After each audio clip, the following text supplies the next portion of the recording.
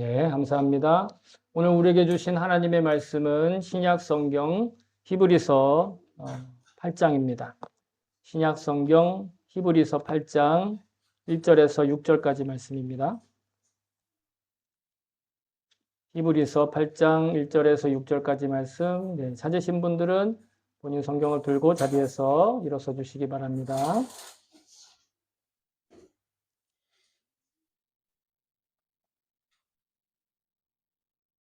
히브리서 8장 1절에서 6절까지 우리 같이 한 목소리로 맞춰 받들겠습니다. 시작! 지금 말하는 것들의 요점은 이러합니다. 곧 우리에게는 이와 같은 대제사장이 한 분 계시다는 것입니다. 그는 하늘에서 지엄하신 분의 보좌 오른쪽에 앉으셨습니다. 그는 성소와 참 장막에서 섬기시는 분입니다. 이 장막은 주님께서 세우신 것이요 사람이 세운 것이 아닙니다. 모든 대제사장은 예물과 제사를 드리는 일을 맡게 하려고 세우신 사람입니다. 그러므로 이 대제사장도 무엇인가 드릴 것을 가지고 있어야 합니다. 그런데 그가 땅에 계신다고 하면 제사장이 되지는 못하실 것입니다. 땅에서는 율법을 따라 이미 예물을 드리는 사람들이 있기 때문입니다. 그러나 그들은 하늘에 있는 것들의 모형과 그림자에 지나지 않는 땅에 있는 성전에서 섬깁니다. 모세가 장막을 세우려고 할 때에 너는 명심하여 내가 산에서 네게 보여준 그 모형을 따라 모든 것을 만들어라 하고 말씀하신 하나님의 지시를 받은 것입니다. 그러나 이제 그리스도께서는 더욱 훌륭한 직무를 맡으셨습니다. 그가 더 좋은 약속을 바탕으로 하여 세운 더 좋은 언약의 중재자이시기 때문입니다. 아멘. 주의 말씀입니다. 모두 자리에 앉아주시기 바랍니다. 네, 제가 설교를 위해서 잠깐 기도하도록 하겠습니다. 참 좋으신 하나님 감사합니다. 오늘도 이 귀한 시간을 우리에게 허락하여 주시고 또 놀라운 주님의 말씀을 듣고 주의 음성에 귀를 기울이게 하시니 감사드립니다. 하나님 우리 안에 성령님을 임하게 하셔서 성경을 읽고 말씀을 들을 때 하나님의 음성을 들을 수 있는 놀라운 은혜를 주심을 감사드립니다. 이 시간 또한 성령께서 우리 한 사람 한 사람 붙들어 주시고 어루만져 주셔서 말하는 자나 듣는 자나 인간의 말이 아닌 하나님의 말씀을 말하고 하나님의 음성을 들을 수 있게 주님 친히 역사하여 주시옵소서. 이 시간 성령의 불로 임재하셔서 성령의 능력을 덧입게 하셔서 오로지 하나님만 그리고 예수 그리스도만 성령의 능력만 체험하는 시간 되게 도와주시옵소서.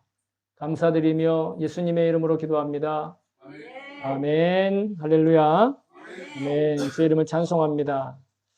우리가 지난 주일에는 성령 강림절이었습니다. 그래서 성령에 관한 말씀, 성령님의 임재를 통해서만 우리는 진정한 능력의 삶을 살 수 있는 겁니다. 자기 실력이 아무리 많아도 성령님이 아니면 능력의 삶을 살기 어려운 것이죠. 그래서 성령님이 우리에게 불같이 임할 때, 그때 비로소 여러분 우리의 모든 문제도 사라집니다. 더러운 모든 악한 것들도 다 벗어날 수 있습니다.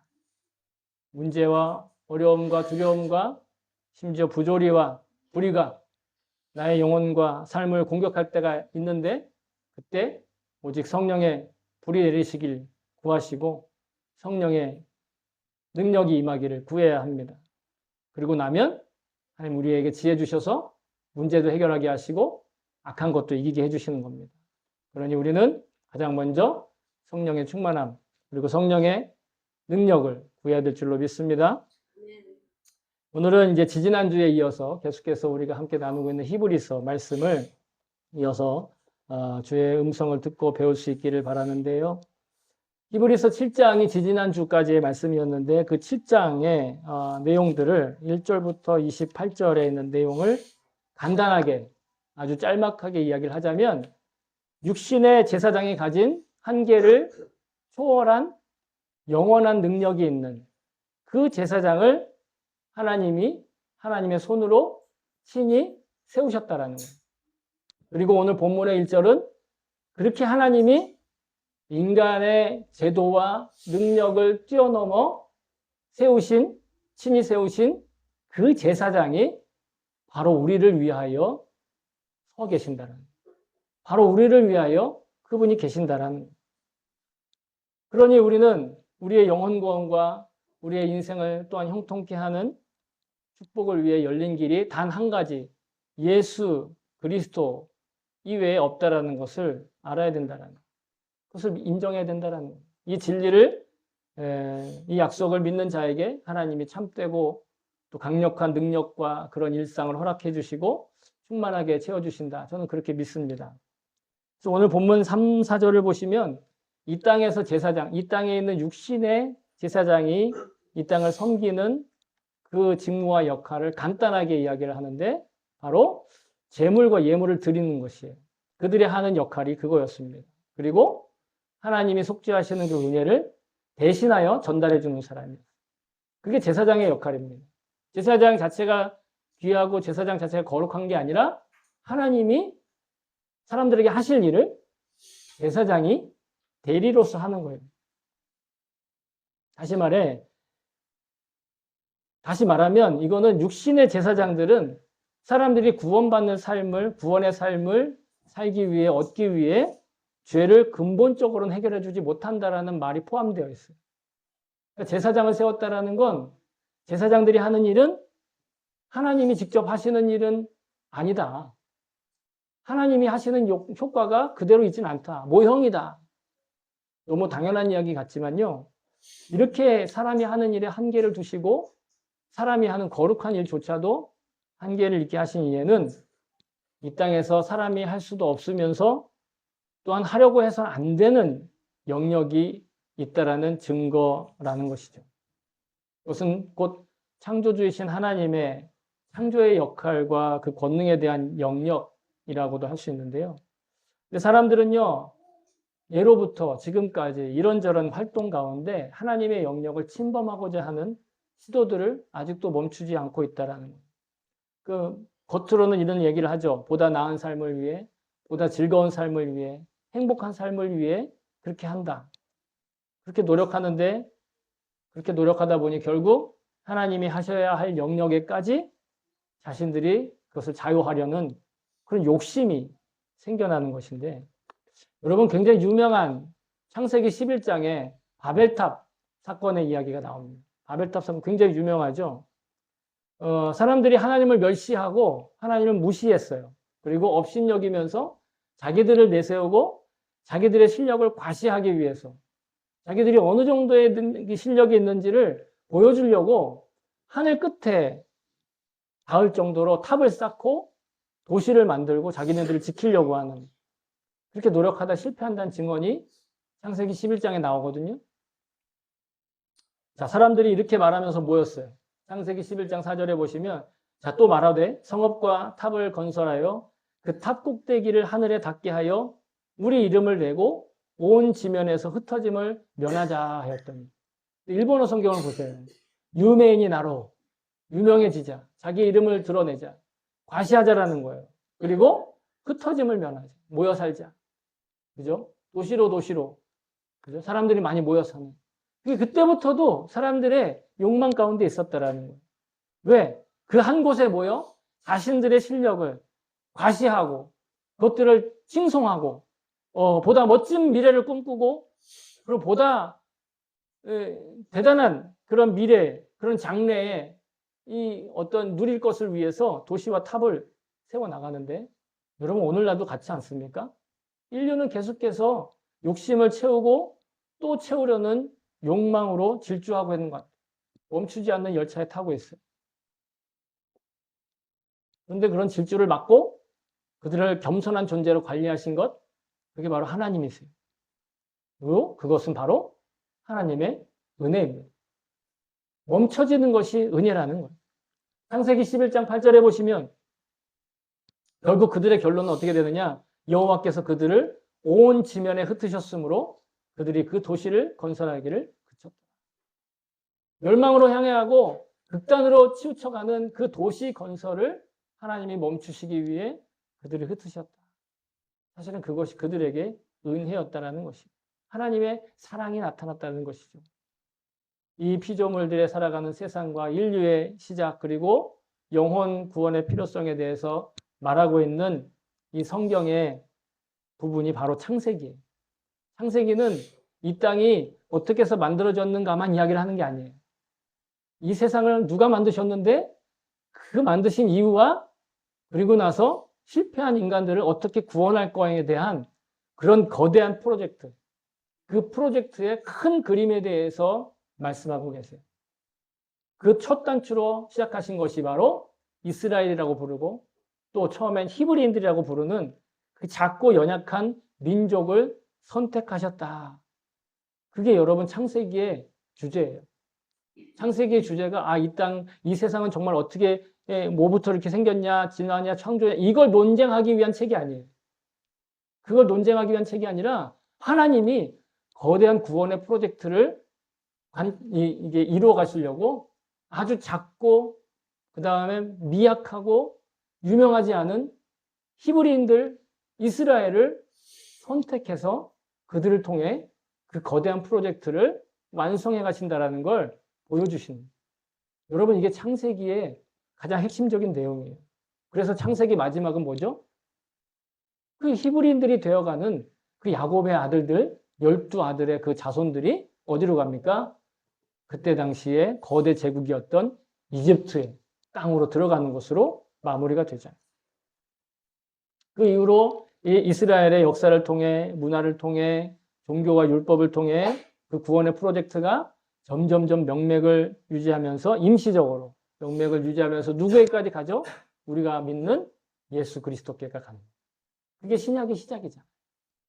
그래서 그 계획은 예수님으로 인해서 더욱더 명확해지는, 구체적으로 되는, 이젠 더 이상 임시적으로 반복되는 일이 없어요. 그 속죄 제사를 지켜야 될 의무가 사라졌어요. 그러니까 우리는 예배는 드려도 제사 드리지 않아요. 짐승을 잡거나 짐승을 불에 태워서 내가 잘못한 것에 대해서 저 짐승이 내 죄를 대신해서 저 불타오르는구나. 이걸 보지 않아요. 그리고 하나님께서 실제로 우리에게 원하시는 건 그런 불태우는 제사나 수많은 그런 어떤 뻑적지근한 그리고 아주 성대한 그런 제물을 드리는 그런 불태우는 그런 제사 제물들이 아니라 진정한 회개와 하나님과의 관계 회복. 이걸 하나님 원래 원하신다는 그 증거로 이사야 선지자는 이렇게 얘기하고 있어요. 이사야는 우리에게 말합니다. 여호와께서 말씀하시되 너희의 무수한 재물이 내게 무엇이 유익하뇨? 나는 순양의 번제와 살찐 짐승의 기름에 배불렀고 나는 숫송아지나 어린 양이나 순염소의 피를 기뻐하지 아니하노라. 이게 이게 하나님의 본심이에요. 일본어에는 혼내와 다테마이가 있죠. 하나님의 혼내는 이렇게 재물을 받는 것보다 하나님께 마음을 찢고 나오는. 그래서 이사야 선지자 이전에 이미 사무엘이 사울을 징계하면서 그리고 책망하면서 이렇게 고백을 하잖아요. 넘어갔죠? 네. 사무엘이 이르되 여호와께서 번제와 다른 제사를 그의 목소리를 청종하는 것보다 좋아하신 같이 좋아하시겠나이까? 순종이 제사보다 낫고 듣는 것이 순양의 기름보다 나으니. 하나님께 순종하고 하나님의 말씀을 듣고 그대로 따라가는 게 하나님 더 기뻐하신다라는. 재물을 많이 못 드리고 예물을 많이 갖다 바치지 못해도 하나님의 말씀 듣기를 원하고 그대로 살기를 원하는. 그게 하나님 진짜 혼내라는. 근데 사람들은 하나님 말씀 듣기 싫고 그냥 많이 갖다 바치고 그냥 자기가 뭔가 열심히 했고 뭔가 대단한 노력을 기울였으면 그거에 대한 응답을 받는 것이 당연하다라고 착각하고 있어요. 여러분, 하나님의 본심은 그게 아니라는. 왜냐하면 그 하나님의 진심이 예수 그리스도의 십자가에서 아주 명확하게 나타나기 때문에. 왜 예수 그리스도의 십자가가 필요한 거예요? 우리의 노력은 쓸데없다니까요. 우리의 열심은 아무런 유익이 안 돼요. 그러니 예수님의 십자가만이 우리에게 유익한 거예요. 예수님의 십자가만이 하나님의 그 사랑을 받을 수 있는 유일한 길이라는 거예요. 우리의 노력이나 실력이나 열심, 열정 같은 것으로는 선을 이룰 수 없어요. 의롭게 되지 못한다라는, 우리가 아무리 노력해도 의로워져요? 우리가 아무리 노력해도 우리는 의로워질 수 없다라는 거예요. 그래서 사도 바울이 이렇게 얘기합니다. 기록된 바 의인은 없나니 하나도 없습니다. 의인이 없는데 어느 정도냐? 한 명도 없다는 거예요. 의인은 아무도 없다는 거예요. 예수님 이외에는 의인은 아무도 없어요. 그래서 원칙적으로 의인이 아니면 구원받을 수 없어요. 그러니까 우리는 원래 구원받을 수 없는 존재였어요.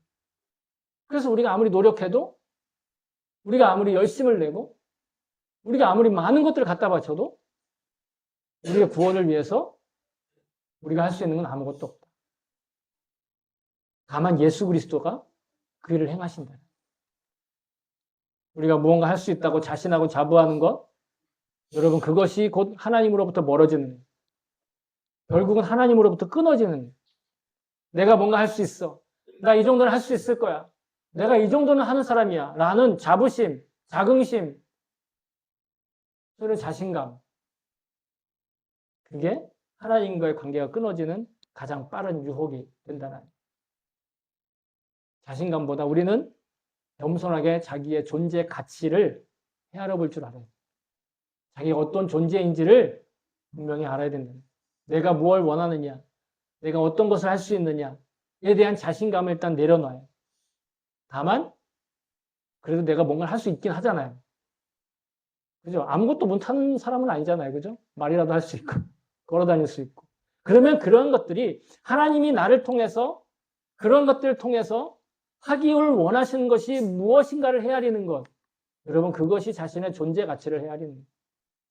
아, 나는 하나님 앞에 아무것도 할 수 없어. 그러니까 막 게으르게 아무것도 안 하는 게 아니라 지금 하고 있는 그 뭔가가 정말 하나님께서 그것을 통해 무엇을 원하시는가를 헤아리고 귀 기울이고 듣고 순종하는 것. 그것이 우리가 할 일이다. 그것이 진정한 겸손이라는 것. 그러니 결코 우리가 잊지 말아야 될 것, 내가 원하는 것, 자신감이 넘치는 그것, 우리에게 누구나 다 그런 것들이 있어요. 그러면 그것을 하나님이 어떻게 다루시길 원하시는가? 내가 가지고 있는 재능, 내가 지금 제일 잘하는 거, 그 하나님이 어떻게 쓰길 원하시는가를 배우고 귀 기울이는 것. 여러분 이것이 겸손의 마음이고, 이것이 믿음이고, 이것이 승리의 길이라는 것. 그래서 그 겸손의 마음을 예수님이 우리에게 이미 이렇게 말씀하셨어요. 뭐라고요? 그런즉 너희는 먼저 그의 나라와 그의 의를 구하라. 그리하면 이 모든 것을 너희에게 더하시리라. 예수님이 기도에 대해서 말씀하실 때, 우리가 뭔가를 구하는 것에 대해서 말씀하실 때, 내가 원하는 걸 구하기 전에 먼저 무엇을 구하라? 하나님의 나라와 하나님의 뜻을 구하라. 그러면 놀랍게도 하나님께서 내가 바라는 것을 통해 하나님의 나라와 하나님의 의를 이루시면서 동시에 내가 원하는 것을 더하여 주신다. 하나님의 뜻 안에서 내가 원하는 것을 할 때 진정한 축복이 있는 것이고 진정한 풍요함이 있는 것이고, 무엇을 하든지 가장 먼저 하나님 나라와 하나님의 뜻에 합당한지 기도하고 구하는 것. 그렇게 겸손하게 구하는 자에게 하나님은 구하는 것뿐만 아니라, 하나님은 하나님이 원하시는 것뿐만 아니라 구하는 모든 것까지도 더 얹어주신다. 이 말씀을 하시는 거예요. 저는 이 말씀을 준비하면서 이것이 바로 우리의 삶을 리셋하는 은혜라고 표현하고 싶어요. 그래서 오늘 제목이 기회를 리셋하시는 은혜. 삶의 기회를 리셋하시는 은혜. 무엇인가 여러분 잘못한 걸 바로잡을 때 리셋하고 다시 시작해야 하는 경우가, 리셋이 뭔지 아시죠? 세팅을 다시 한다는 뜻이에요. 리셋. 예? 특히 잘못된 거를 그릇된 방향으로 가게 되었을 때 오류가 있다면 바로 처음부터 바로 잡아야 돼요. 돌이켜야 돼요. 여러분 컴퓨터가 먹통이 되면 어떻게 해야 되는지 아세요? 모르시는군요. 컴퓨터가 먹통이 되면 컴퓨터 전원을 껐다 켜면 돼요. 그걸 우리는 전문 용어로 리셋이라고 그래요. 제가 거짓말이 아니라 컴퓨터 옆에, 전원 옆에 버튼이 달려 있다는 거예요. 그 버튼, 죄송합니다. 버튼이 달려 있는데 그 버튼 밑에 뭐라고 써 있냐면 RESET, 리셋이라고 써 있어요. 뭔가 잘못됐다면 리셋해야 될 때가 있어요. 어렵게 생각하지 말아야 돼요. 어렵게 생각할 필요가 없어요. 근데 대부분 대형 참사들이, 대부분 사람들의 삶에서 일어나는 모든 악한 일들이 가만 보면 그 리셋하라고 하는 사소한 경고를 무시한 결과로 나타난다는 것이 우리 역사의 교훈이에요. 원고에는 없는데 예화로 집어넣으려다가 뺀 게 있는데 그게 뭐냐면, 여러분 타이타닉 아세요? 타이타닉 배 아세요? 타이타닉 배가 밤에 항해하다가 저 앞에 조그만 빙산이 하나 있었는데 그거를 배에서 앞에 있는 거를 보는 사람이 발견을 했어요. 선장한테 알려줬어요. 작게 보이지만 이 우리 항로와 겹칠 것 같다. 항로를 리셋해야 된다. 얘기를 했거든요. 근데 첫 번째 경고, 두 번째 경고, 세 번째 경고까지 무시하고 결국 그 빙산이 배의 옆구리를 찢음으로써 그 거대한 배가 그냥 침몰하게 된 거예요. 항로를 리셋하라고 하는 작은 경고를 무시한 결과였어요. 예수님의 십자가 부활은 바로 우리의 삶을 리셋하시는 은혜와 사랑을 매우 적나라하게 나타내 주신 사건이다. 우리와 전혀 상관없는 시대, 우리와 전혀 상관없는 장소에서 벌어진 십자가의 그 비극이지만 그 예수님의 그 죽으심과 그 부활하심이 오늘도 우리에게 매일 리셋하라고 경고하고 계세요. 말씀하고 계세요. 오늘 본문의 4절에 예수님은 이 세상에서 제사장이 되지 못하셨다라는 표현이 있어요. 그죠? 4절을 보시면 예수님은 제사장이 되시지 못한다. 이 땅에서는. 왜? 드릴 제물이 없기 때문에. 그래서 사실은요, 제사장이 못하셨다는 표현은 엄밀히 따지면 제사장이 되실 필요가 없으셨다라는. 이 땅에서의 제사장이 되실 필요가 없다. 왜? 육신의 제물을 드릴 것이 없고 육신의 제물을 드리지 않고 누구를 드렸어요? 자기 스스로의 몸 제물을 드리셨기 때문에. 자기 스스로를 제물로 드리셨기 때문에 육신의 제사장들이 드리는 뭐 소나 양이나 이러한 가축 제물을 드릴 필요가 없는 하늘에 있는 참된 장막을 섬기는 영원한 제사장이 되셨기 때문에 이 땅에서의 제사장이 아니라는.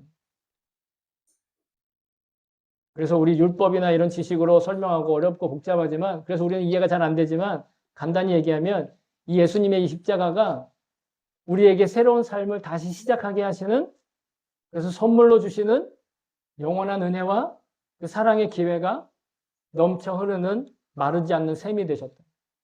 이 십자가가 여러분 우리 삶을 다시 리셋하시는 마르지 않는 샘이 되셨다라는 거예요. 그러니까 그 십자가를 바라보며 우리는 감격하는 거예요. 그래서 감사하는 거죠. 예수님이 하늘의 성소와 진정한 지성소를 섬기기 위해 섬기시기 위해서 자신을 스스로 제물로 바치셨다라는 하나님이신데, 그 은혜로 인해서 여러분 어떻게 보면 우리는 매일 일상생활에는 새로운 삶의 그 시간들을 영생을 살아가고 있는 기회로 선물 받고 있는 거예요. 여러분 자다가 깨어나잖아요. 여러분 자다 깨어나죠. 우리가 죽었다 부활할 때 그렇게 깬다는 거예요. 죽을 때 사람들이 잠을 경험해요. 그래서 추운 날이라고 하면 좀 저기니까 아주 극도로 추운 날, 사람이 얼어 죽을 때, 네? 그 영화 같은 데 보면 막 사람이 이렇게 추운데 막 잠들면 옆에서 뭐라 그래요? 야, 자지 마! 잠들면 안 돼! 깨어나! 막 이러잖아요. 죽는 건 잠드는 거예요. 그런데 영생이 없는 사람들은 그걸로 끝이에요. 그러나 예수 그리스도와 함께 영생이 있는 사람들은 그 잠자다가 어떻게 돼요? 시간이 되면 깨어나는 거예요. 매일 우리는 부활을 경험하는 거예요. 여러분 아침에 일어날 때 찌뿌드당한 마음으로 일어나지 마시고 부활을 경험한다고 생각하고 일어나세요. 아, 난 천국에서 일어나면 이렇게 있구나. 우리의 일상은 그러므로 이제 매일 새롭게 리셋되고 허락되는, 그래서 채워지는 그런 기회로 채워지는 사명입니다. 하나님께서 우리를 다시 일으켜 세워주시기 위해서 매일 부활을 경험하게 하시는 거예요. 아침마다 부활을 경험하게 하시는 이유는 지금 이 땅의 삶에 만족하지 말라는 거예요. 이 땅의 삶에 그렇게 목매지 말라는 거예요. 물론 열심히 살아야 돼요. 성실하게 살아야 되고 진실하게 살지만 그렇다고 여기에 그렇게 안달복달하며 목매며 살지 말라는 거예요. 왜? 부활이 있기 때문에. 아침마다 부활을 경험하는 거예요. 잠언은 이렇게 얘기하고 있거든요. 대저 의인은 7번 넘어질지라도 다시 일어나려니와 악인은 재앙으로 말미암아 엎드러지느니라. 엎드러졌다라는 건 다시 일어나지 못한다는 얘기예요. 여기서 말하는 악인이란 막 악한 행실을 많이 하고 막 사악한 그런 사람을 뜻하는 게 아니라 의인의 반대말이에요. 의인은 7번 넘어져도 다시 일어난다. 7번이라는 건 그러면 이제 나는 죄 지을 때 한 7번의 죄의 기회가 있나? 이 뜻이 아니에요. 7이라는 숫자는 여러분도 다 아시겠죠? 완벽하다는 얘기예요. 완벽하다. 완벽을 뜻하는 숫자인데 완벽하게 완전하게 실패해 보일 때가 있잖아요. 우리가 생각할 때. 야, 이제 더 이상 기회가 없어. 나한테는 더 이상 이제 끝이야. 완전 끝이야 라고 생각할 그때 하나님은 다시 리셋하고 기회를 주신다. 다시 리셋할 기회를 주신다. 누가 그 기회를 얻는다고요? 누가 그 기회를 얻는다고요? 의인이. 일본어 성경은 하나님을 따라가는 사람. 하나님을 따르는 사람이 의인이고 하나님이 의롭다라고 얘기해 주는 사람이 의인이에요. 근데 율법적으로는 우리에게 의인은 없죠. 제사장도 스스로 먼저 자기를 깨끗하게 한 다음에 속죄 제사를 드릴 수 있어요. 흉내낼 수 있어요. 임시방편으로. 제사장도 완벽하지 않기 때문에, 죄인이기 때문에. 그러나 사람의 속죄는 그래서 유효 기간이 있기 때문에 온전하지 않다라고 말하는 거예요. 그런데 예수님이 아까 자신의 몸을 제물로 드리셔서 영원한 영생의 제사장이 되시고 십자가와 부활을 믿는 믿음의 사람들에게, 그러니까 우리 그리스도인들에게, 우리 성도들에게 우리를 의인으로 여겨주신다는, 자기를 제물로 드리신 예수님을 믿는 그들에게 의인이 되는 자격을 주셨다는, 아니 자격이 아니라 그 의인이 되었다라고 인정해 주신다는. 성경은 이렇게 얘기하고 있습니다. 한 사람이 순종하지 아니함으로 많은 사람이 죄인 된 것 같이 아담이 순종하지 않아서 우리가 죄인이 되었어요. 한 사람이 순종하심으로 많은 사람이 의인이 되리라. 예수 그리스도가 순종하셔서 우리가 다 의인 되었다라는, 우리가 행동이 의로워졌다라는 게 아니라 우리의 존재 가치가 바뀌었다라는 거예요. 그래서 일본어 성경을 보세요. 다다시 모노토 사레타. 그렇게 여겨졌다라는 거예요.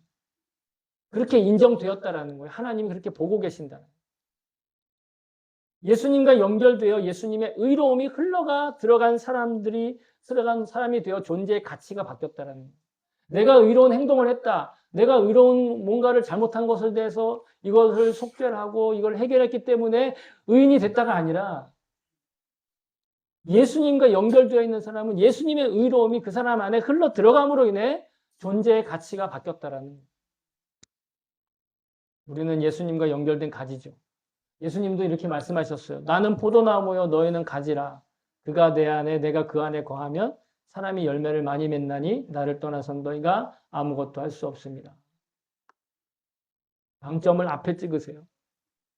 예수님이 포도나무고 우리가 가지면 포도나무와 가지는 동일체예요. 그러면 예수님의 의로움은 나의 의로움이 됩니다. 끊어져 떨어져 버리면 별개가 되지만 붙어 있으면 주님이 내 안에 계시고 내가 주님 안에 있으면 주님의 의로움이 나의 의로움이고 나의 의로움이 주님의 의로움이 됩니다. 그래서 교회를 그리스도의 몸이라고 부르는 이유는 예수님과 연결되어 있는 그런 포도나무 가지 우리가 현실의 예수님으로 지금 살고 있다라는 그 뜻이에요. 저와 여러분을 의인으로 여겨주시고 의인의 삶과 행실을 선택할 수 있는 기회를 그래서 매일 리셋해서 허락해 주신 주님을 찬양합니다. 우리는 매일 넘어져도 다시 일어날 기회를 채워주시고 리셋해 주시는 주님을 그래서 사랑한다라고 고백하는 거예요. 그래서 억지로라도 아니면 마음에 감동이 없을지라도 찬양 부를 때 예수님을 찬양하고 예수님을 사랑한다고 그러고 사랑하는 나의 아버지라 부르고 그 사랑을 외치는 거예요. 그냥 우리의 인간적인 사랑, 감정적인 사랑이 아니에요. 주님도 우리를 사랑하신다고 하잖아요. 우리도 주님을 사랑한다고 고백해요. 이건 감정이나 사랑, 호감을 뜻하는 말이 아니에요. 끝까지 포기하지 않고 기회를 채워주시는 은혜를 베푸시는 사랑. 그 사랑이에요. 왜 그런 기회를 우리에게 주시는가? 여러분 솔직히 잘 모르겠죠. 저도 잘 모르겠어요. 왜 그렇게 하시는지. 여러분 혹시 아시게 되면 알려주세요. 근데 왜 그런지 모르겠어요. 왜 나를 사랑하시는가? 왜 기회를 자꾸 주시는가? 욕심꾸러기 인간이며 타락한 그 인간, 자기의 쾌락과 이로움과 탐욕을 채워주기만을 원하는데, 하지만 하나님의 사랑은 우리를 의인으로 세우시고 매일 의인으로 살아갈 기회를 다시 주시고, 혹시 넘어질지라도 그것이 완전히 끝났다라고 생각될지라도 다시 일으켜 세우시는 그 사랑인 것을 저는 믿습니다. 몇 년 전, 지금도 유명하겠지만 몇 년 전에 로봇 다리 수영 선수 세진이라고 하는 그 다큐멘터리 프로그램이 있었어요. 혹시 들어보셨는지 모르겠는데 선천적으로 두 다리가 없어요. 그리고 한쪽 팔도 없이 태어났어요. 그런데다가 부모한테 버림까지 받았어요. 그래서 보육시설에 버려진 아기가 있었는데 그 아기를 어느 순간 자기의 자녀라고 생각하고 키우는 한 어머니의 이야기예요. 그 아이가 주인공이라기보다는 그 아이를 데려다 키우는 어머니. 그 어머니가 아기를 키우다가 이제 그 아기가 초등학교 들어가기 나이가 되었어요. 비교를 하자면 우리 막내가 이제 곧 내년에 초등학교 들어가니까 거의 그 정도 크기였을 거예요. 근데 그 조그만 아이가 의족을 차고 의수를 차고 생활해야 되는 거예요. 그런데 그 다큐멘터리 TV에서 어떤 장면이 가장 제가 인상적이었냐면 아껴주고 막 사랑하고 그런 모습도 많이 있지만 어느 날은 엄마가 방에다 두터운 이불을 깔아요. 그리고 애를 자꾸 그 위에 넘어뜨리는 거예요. 집어 던져요. 막 던지듯이. 물론 두터운 이불이니까 다치진 않죠. 그래 놓고 하는 말, 일어나.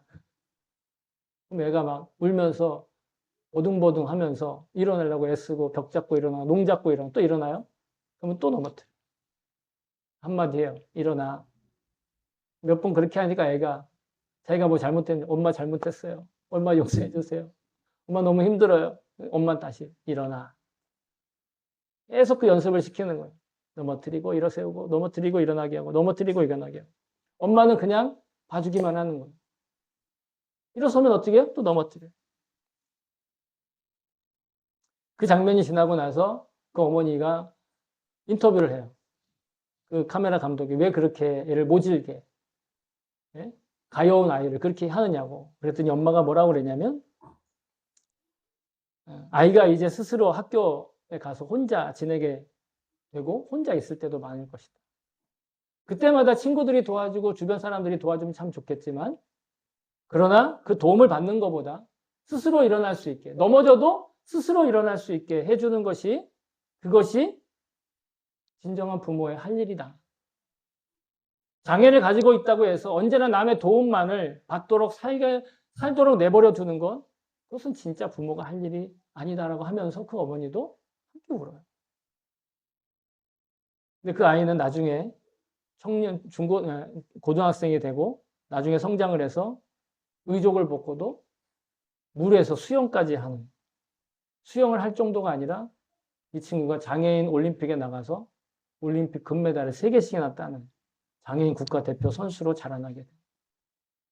일반인들과 겨루어도 전혀 손색이 없을 정도의 속도로 수영을 하고 건강하게 살아가고 그냥 장애가 없다고 해도 될 정도의 모습으로 살아가고 있는 모습으로 많은 사람들에게 도전을 주는 그런 간증이 됩니다. 물론 그 어머니는 그리스도인이기도 하죠. 저는 이 이야기를 여러분과 함께 나누면서 단지 장애를 극복한, 그래서 메달을 3개씩이나 딴 사람의 어떤 인간 승리, 그 인간 승리에 우리가 주인공이 되자 뭐 이런 얘기를 하고 싶은 게 아니에요. 그 얘기가 아니에요. 그게 아니라 그 어떠한 악조건에서도 주님도 우리에게는 다시 반드시 일어날 기회를 주신다라는 걸 그 영상을 통해, 그 모습을 통해 저는 왠지 느끼게 되었어요. 때때로 우리가 주님에 의해서 넘어지게 될 때가 있을지 몰라요. 실패하게 될 때가 있을지 몰라요. 도무지 왜 나한테 이런 일이 일어나는가 라고 한탄하게 될 기회가 있을지 몰라요. 그러나 그 어머니가 눈물을 참고 눈물을 머금고 그 아이를 다시 넘어뜨려 다시 일어날 기회를 준 것처럼, 다시 일어날 수 있는 내력을, 힘을 키우게 해준 것처럼 주님도 우리에게 다시 일어날 기회를 주시고 다시 일어날 힘을 주시고 내가 다시 일어날 수 있는 존재라는 걸 가르쳐 주신다는 거예요. 넌 그렇게 넘어져 있을 존재가 아니야. 넌 그렇게 멸망으로 향할 존재가 아니야. 넌 그렇게 죄에 빠져 있을 존재가 아니야. 라고 다시 일으켜 세워주시는, 다시 리셋해 주시는. 예수님께서 영원한 제사장이 되셔서 십자가를 지셨어요. 그리고 다시 부활하셔서 우리의 구원이 되셨어요. 물론 이 교리적인 지식으로 이걸 이해하고 이것을 자세하게 서술할 수 있어야만 우리 구원받는 건 아니에요. 이런 지식을 많이 기억한다고 우리의 살림살이가 나아지는 것도 아니에요. 내 감정이 잘 관리되는 것도 아닙니다. 그렇다고 내 믿음이 강철같이 강력해질까요? 글쎄요, 의문입니다. 그러나 분명한 건 여러분, 저와 여러분이 인정하든 인정하지 않든 상관없이 예수님의 십자가와 부활, 그리고 스스로가 제물로 드려주신 그 사랑의 진리가 이미 우리에게 임하였다는 그 사실입니다. 그리고 그 사실을 믿기만 하면 하나님께서는 끝까지 우리를 포기하지 않으시고 기회를 매일매일 다시 주신다는 그 약속입니다. 때로 넘어뜨리는 것 같지만 실은 다시 일어날 기회를, 그 기회에 순종할 능력으로 우리를 채우시는 그 과정인 것을 저는 믿습니다. 이미 예수님께서 제물로 드려주셔서 그 제물로 드려졌음을 증거하는 이 십자가를 바라볼 때 여러분, 이 십자가를 바라보며 다시 일어나시기를, 넘어져 있다면 다시 일어나기를, 휘청거리고 있다면 십자가 붙들고 다시 바로 서기를, 유효기간과 한계가 없으신 그 사랑이 지금도 나를 이끌어가고 계심을 여러분 잊지 않기를, 다시 리셋해 주시는 그 은혜의 기쁨, 거기에 감사로 순종할 수 있는 저와 여러분 됐으면 정말 좋겠습니다. 사랑하는 성도 여러분, 우리가 살아있다는 건 여러분 다시 기회가 주어졌다는 뜻이기도 합니다. 그리고 기회는 창조주 하나님께서 우리에게 맡기셨다는 걸 저는 믿습니다. 좋은 일에 대한 기회도 혹은 달갑지 않은 기회도 우리에게 맡겨주십니다. 여러분, 그것이 우리의 사명입니다. 그리고 그 사명을 통해 우리는 완벽히 거룩해져가는 성화의 단계를 하루에 하루만큼씩 주님 앞에 쌓아나가고 있는 것입니다. 예수님께서 스스로를 속죄의 제물로 삼아 영생의 제사를 완성하셨습니다. 그 십자가 복음으로 우리를 의인으로 삼아 주신 그 은혜와 사랑을 우리는 찬양하고 있습니다. 그래서 우리는 예배하는 것입니다. 그리고 우리의 실제 생활에서 우리의 기도와 간구의 가장 좋은 결과로 하나님 응답하시는 그 하나님의 손길을 여러분 체험하시고 찬양할 수 있기를 바랍니다. 저와 여러분이 어떠한 여건에라도 주님의 사랑이 있음을 믿고 찬양하며 예수님의 시선을 실감나게 체험하며 또한 주님과 행복하게 주님 손 붙들고 동행할 수 있기를 다시 한번 주님의 이름으로 축복합니다. 아멘.